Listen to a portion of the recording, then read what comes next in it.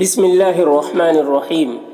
مشکل اردو پڑھنا سیکھ رہے ہیں اردو کی کتاب گلستان ادب کے ذریعے سے، اور ابھی جو سبق چل رہا ہے اس کتاب میں، اس سبق کا نام ہے اقبال مجید۔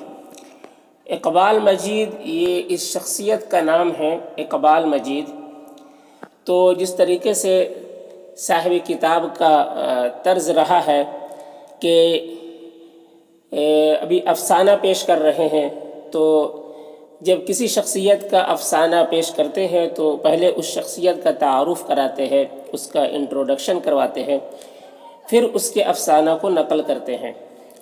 تو ابھی جو افسانہ شروع ہوگا وہ انہی کا لکھا ہوا ایک افسانہ ہے جو سکون کی نیند کے نام سے ہے۔ تو وہ افسانہ کے لکھنے والے یہ ہے، تو سب سے پہلے اس شخصیت کا تعارف کرا رہے ہیں۔ تو ان کا نام ہے اقبال مجید۔ اقبال مجید، ان کی پیدائش ہوئی ہے 1934 میں۔ اقبال مجید کی پیدائش ہوئی ہے 1934 میں۔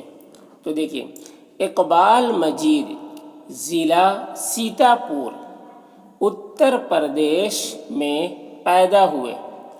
اقبال مجید ضلع سیتاپور، ضلع یعنی ڈسٹرکٹ، سیتاپور یہ اتر پردیش میں ہے۔ اتر پردیش یہ ایک اسٹیٹ ہے، اتر پردیش ایک اسٹیٹ ہے انڈیا کے اندر۔ تو اس اسٹیٹ میں ایک ضلع ہے، ایک ڈسٹرکٹ ہے سیتاپور، وہاں پیدا ہوئے اقبال مجید۔ ایم اے لکھنؤ یونیورسٹی سے کیا۔ ایم اے یہ ایک ڈگری ہے، یہ لکھنؤ یونیورسٹی سے کیا۔ لکھنؤ میں ایک یونیورسٹی ہے جس کو لکھنؤ یونیورسٹی کہتے ہیں۔ تو ایم اے لکھنؤ یونیورسٹی سے کیا۔ تعلیم سے فارغ ہونے کے بعد کچھ عرصے تک اسکول میں پڑھاتے رہے۔ تعلیم یعنی ایجوکیشن سے فارغ ہونے کے بعد، فارغ یعنی کمپلیٹ ہونے کے بعد کچھ عرصے یعنی کچھ زمانے تک اسکول میں پڑھاتے رہے۔ اس کے بعد آل انڈیا ریڈیو سے وابستہ ہو گئے۔ اس کے بعد آل انڈیا ریڈیو، یہ ایک ریڈیو چینل تھا جو آل انڈیا ریڈیو، جو پوری انڈیا میں جو ریڈیو نیوز شائع کرتا تھا۔ تو اس کے بعد آل انڈیا ریڈیو سے وابستہ ہو گئے یعنی جڑ گئے، اس میں انہوں نے ملازمت اختیار کر لی، اس میں جاب کرنے لگے۔ تو ملازمت کے دوران انہیں کئی شہروں میں رہنا پڑا۔ ملازمت یعنی جاب کے دوران یعنی درمیان یعنی بیچ، انہیں کئی شہروں میں رہنا پڑا۔ مالوا کی پرفضا سرزمین بھوپال ان کی ملازمت کا آخری پڑاؤ تھا۔ مالوا کی پرفضا، مالوا ایک خطہ ہے، ایک جگہ ہے کہ پرفضا یعنی خوبصورت، بہت ہی خوبصورت، دل فریب، دلکشش سرزمین یعنی زمین، تو بہت ہی خوبصورت زمین بھوپال یہ انڈیا کے اندر ایک اسٹیٹ ہے، مدھیہ پردیش میں ایک شہر ہے بھوپال۔ یہ مدھیہ پردیش کا راجدھانی بھی ہے، راجدھانی ہے، دارالحکومت ہے، پایہ تخت ہے، کیپٹل ہے بھوپال۔ تو وہیں مالوا ہے۔ تو کہہ رہے تو مالوا کی پرفضا سرزمین بھوپال ان کی ملازمت کا آخری پڑاؤ تھا۔ ان کی ملازمت کا یعنی نوکری کا آخری پڑاؤ تھا، یعنی وہاں پر ہی انہوں نے لاسٹ پڑاؤ، مطلب ملازمت وہاں پر کی، آخری پڑاؤ تھا، یعنی آخری ملازمت نوکری وہیں پر انہوں نے کی۔ اس کے بعد انہوں نے نوکری چھوڑ دی۔ ٹھیک ہے، تو کہہ رہے مالوا کی پرفضا سرزمین بھوپال ان کی ملازمت کا آخری پڑاؤ تھا، جہاں وہ اسسٹنٹ اسٹیشن ڈائریکٹر کے عہدے سے سبکدوش ہوئے۔ جہاں وہ اسسٹنٹ اسٹیشن ڈائریکٹر ٹھیک ہے، تو یہاں پر یہ ان کی جو ملازمت تھی، جو نوکری کرتے تھے، وہ کیا تھے؟ وہ اسسٹنٹ تھے، اسٹیشن ڈائریکٹر کے اسسٹنٹ تھے کہ عہدے یعنی پوسٹ سے سبکدوش ہوئے یعنی اس کو چھوڑ دیا، ٹھیک ہے، چھوڑ دیا۔ جہاں وہ اسسٹنٹ اسٹیشن ڈائریکٹر کے عہدے سے سبکدوش ہوئے، بالآخر بھوپال ہی میں انہوں نے مستقل سکونت بھی اختیار کر لی۔ بالآخر یعنی آخر کار، آخر میں بھوپال ہی میں انہوں نے مستقل یعنی ہمیشہ کے لیے، سکونت یعنی رہائش بھی اختیار کر لی، یعنی مستقل طور پر وہیں پھر رہنے لگے، ہمیشہ کے لیے پھر وہیں پر رہنے لگے۔ اقبال مجید عہد جدید کے ایک نامور افسانہ نگار ہیں۔ اقبال مجید عہد جدید، عہد زمانہ کو کہتے ہیں، جدید نیا، تو عہد جدید یعنی نئے زمانے کے ایک نامور یعنی مشہور افسانہ نگار ہیں، یعنی افسانہ لکھنے والے ہیں۔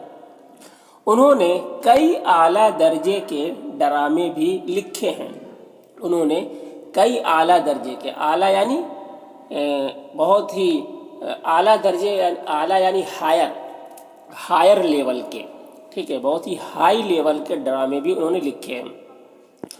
انہوں نے کئی اعلیٰ درجے کے ڈرامے بھی لکھے ہیں۔ نمک اور کسی دن ان کے 2 ناول ہیں۔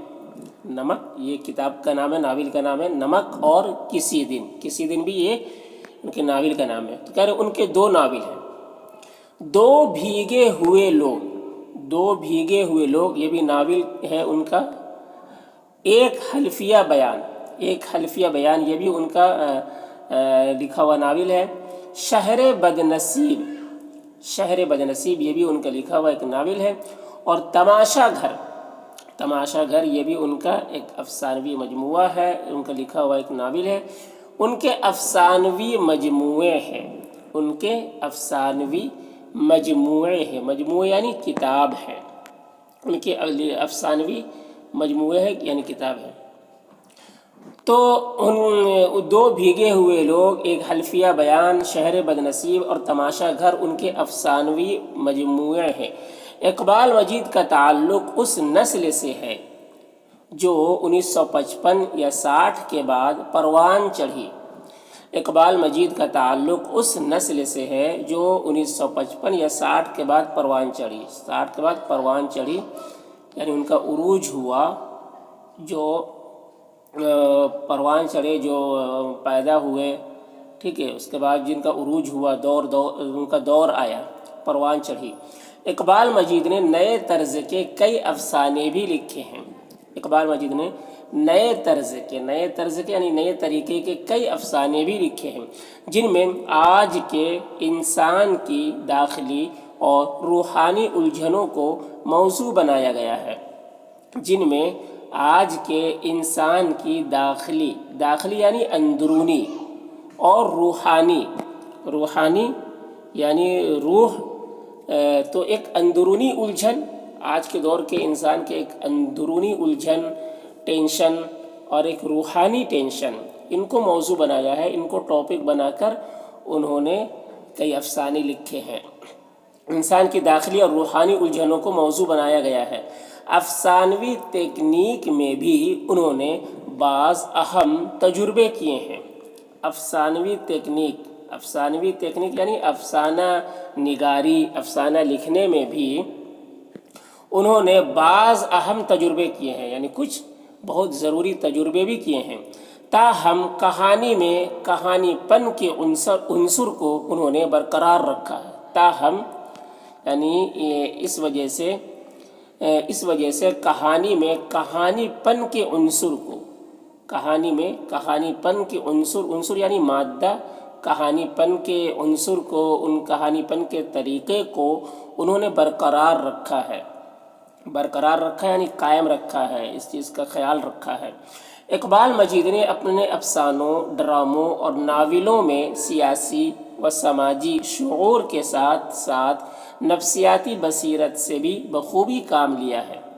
اقبال مجید نے اپنے افسانوں، ڈراموں اور ناولوں، یہ جو ہے یہ سب میں تھوڑا تھوڑا سا فرق ہے، افسانہ، ڈرامہ اور ناول۔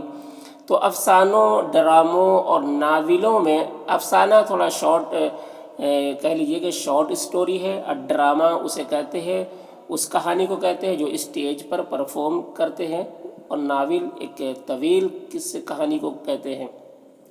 تو افسانوں، ڈراموں اور ناولوں میں سیاسی یعنی پولیٹکس، سماجی یعنی سوسائٹی، شعور یعنی احساس کے ساتھ ساتھ نفسیاتی بصیرت یعنی ذہنی طاقت و قوت، یعنی اپنے دماغ سے بھی بخوبی کام لیا، بخوبی یعنی بہت کام لیا، اچھے طریقے سے کام لیا ہے۔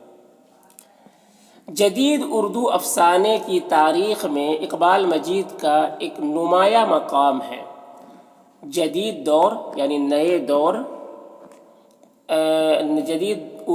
جدید اردو افسانے کی تاریخ میں اقبال مجید کا ایک نمایاں مقام ہے، یعنی ایک اہم مقام، ایک نمایاں یعنی ایک جھلکتا ہوا ان کا ایک مقام ہے، یعنی ان کا مقام جو ہے روز روشن کی طرح عیاں ہے، نمایاں ہے، ہر کسی کو نظر آتا ہے۔ تو یہ ہے۔